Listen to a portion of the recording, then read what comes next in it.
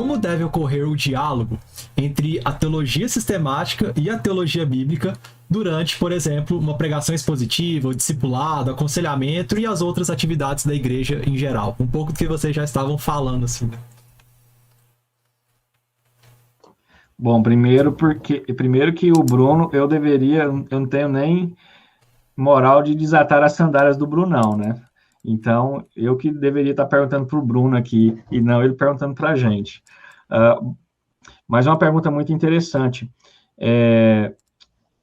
E há uma curiosidade bacana, os grandes nomes de comentaristas bíblicos, o Bruno está falando de pregação, então uma das ferramentas que se usa na exposição bíblica além da exegese, um acesso rico em comentários bíblicos.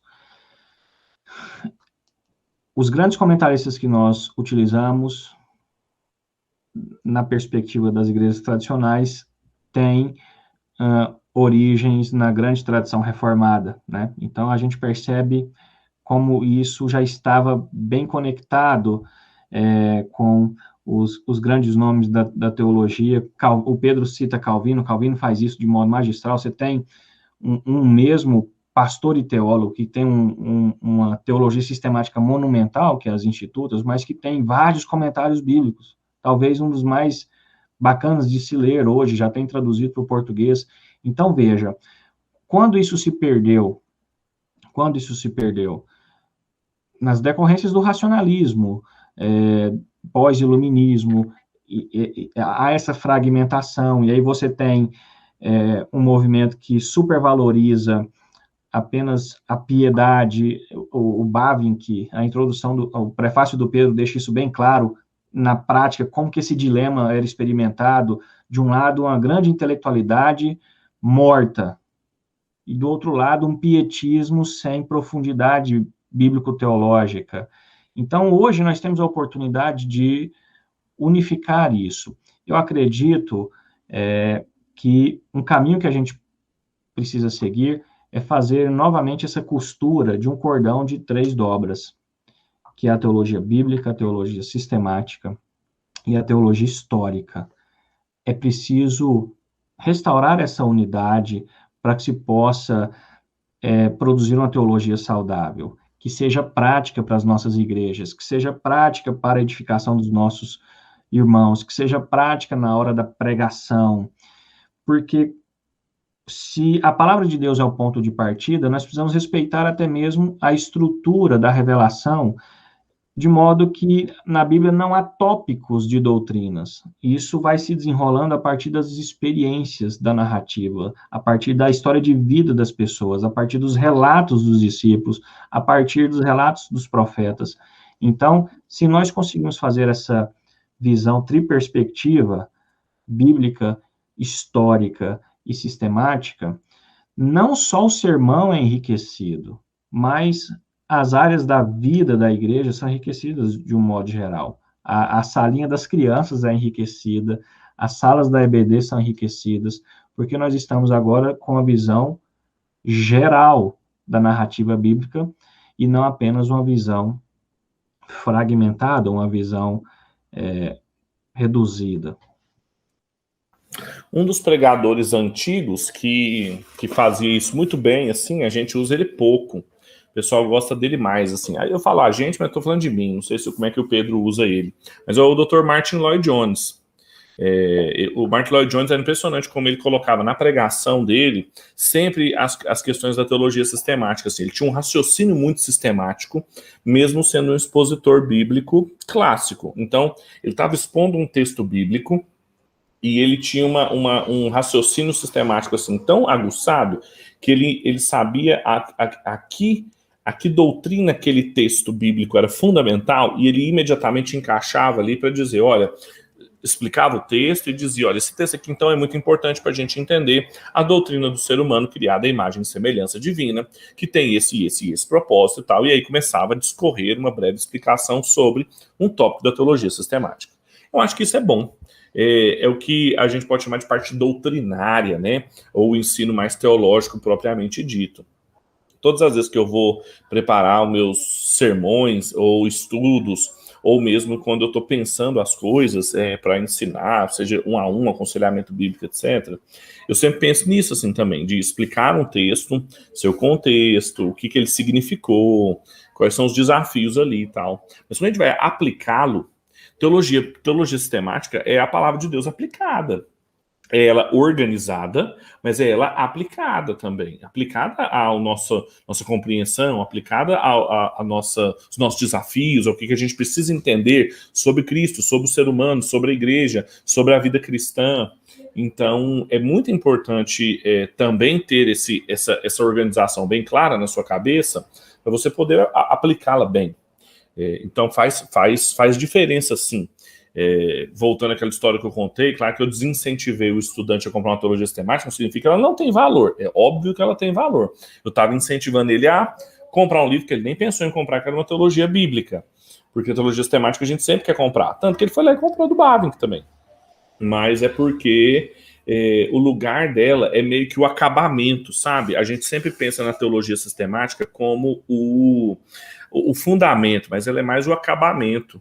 Pensa numa sobremesa que você está fazendo, a teologia sistemática são os enfeites ali, as frutas que você coloca, aquele glacê, aquela coisa azul que você põe assim, bem azul, para deixar o bolo assim, fosforescente. É a teologia sistemática, ela, entendeu? Ela organiza, é aquela citação que você põe, que você conecta as coisas e tal. O trabalho estrutural é a exegese, é a teologia bíblica, que vai te ajudar a entender as coisas, etc. Aquilo que o Pedro falou de horizontalidade, e ela depois vem na verticalidade, vai te ajudar quanto a isso, mas tem que ter toda a pregação, e a gente vai ver isso daqui a alguns meses, explica o texto, esmiuça bem ele, depois que entender o seu contexto original, a intenção original do autor, pergunta o que ele significa contemporaneamente, e aí quando você pergunta o que ele significa contemporaneamente, você organiza ele de maneira sistemática para os ouvidos contemporâneos, e aí a teologia sistemática é impressionante. Bavinck é uma teologia sistemática tão legal, porque mesmo antiga, ele ainda fala aos nossos ouvidos, porque ele é um moderno. Ele é um moderno. No Seminário Batista, eu sou professor também de homilética. Eu sempre ensino para os meninos, principalmente os que estão chegando, a você, na pregação bíblica, entender um aspecto, um sinal de pontas que são fundamentais. E você tratando disso, Pedro, eu lembrei que é a parte de baixo, que é o indivíduo, né? Essa ideia de que o eu que estou buscando a leitura, buscando o conhecimento, que estou preparando o sermão, a minha vida importa, meu relacionamento com Deus, a minha vida de oração, minha vida espiritual, uma boa teologia leva em conta essa dimensão. Se não leva em conta essa dimensão, já começa errado. Então, ao preparar um sermão, ao ler um texto, ao ensinar alguém, a dar uma aula na escola bíblica, enfim, ensinar num clube de amigos de leitura, entenda essa dimensão. O eu, e aí quando você lê o texto, você tem uma ponta que aponta para trás, que é o papel da exegese, você entender em primeiro lugar o que o texto disse para a época, para o povo ao qual ele foi escrito, mas também é preciso olhar para o outro lado, fazer essa ponte, essa aplicação à atualidade, ao contexto, quais aplicações, qual sentido esse texto traz para a nossa realidade hoje, e a ponta de cima apontando sempre para Cristo, né? Há uma história, você falando do Lloyd Jones, uma história interessante que depois de um sermão, um indivíduo chega para ele e diz, olha, você tem muito conhecimento, mas falta só uma coisa no seu sermão, falta Jesus, né? Falta você falar de Jesus no seu sermão. E o Lloyd Jones disse que depois disso, o ministério dele muda, o ministério da pregação, porque certamente todo o texto bíblico aponta para Cristo de algum modo. Então, a pregação precisa apontar para Cristo também, a teologia sistemática precisa apontar para Cristo, a teologia bíblica precisa para Cristo. Então, essa visão quádrupla, principalmente na hora de preparar o sermão, precisa estar bem presente, né? Um outro autor que tem feito essa conexão de uma forma brilhante, e as obras estão chegando para nós aqui, traduzidas, é o Sidney Greidanos, pregando Cristo a partir do Antigo Testamento, e aí tem algumas obras específicas de livros do Antigo Testamento, Eclesiastes, enfim, é uma obra que nos traz uma certa teologia bíblica, apesar de ser muito mais um comentário, mas que mostra essa perspectiva horizontal, essa linearidade e essa conexão que eu acho brilhante entre Antigo e Novo. O D.A. Carson tem uma obra, um comentário bíblico também muito legal sobre isso, que é um dos meus livros preferidos na hora de preparar o sermão, que é um comentário do Novo Testamento a partir do Antigo. Então, cada trecho do Novo Testamento, o Carson faz uma menção direta ou indireta, ou simbólica, ou metafórica, de algum trecho do Antigo Testamento. Quando a gente descobre várias coisas incríveis, citações diretas dos apóstolos sobre o Antigo Testamento, citações de Jesus do Antigo Testamento, ou menções indiretas. Então, tudo isso para nos ajudar a formar essa linearidade da narrativa bíblica, fazendo as nossas conexões aí com a sistemática, com a homilética, com a pregação, né? Isso é muito importante.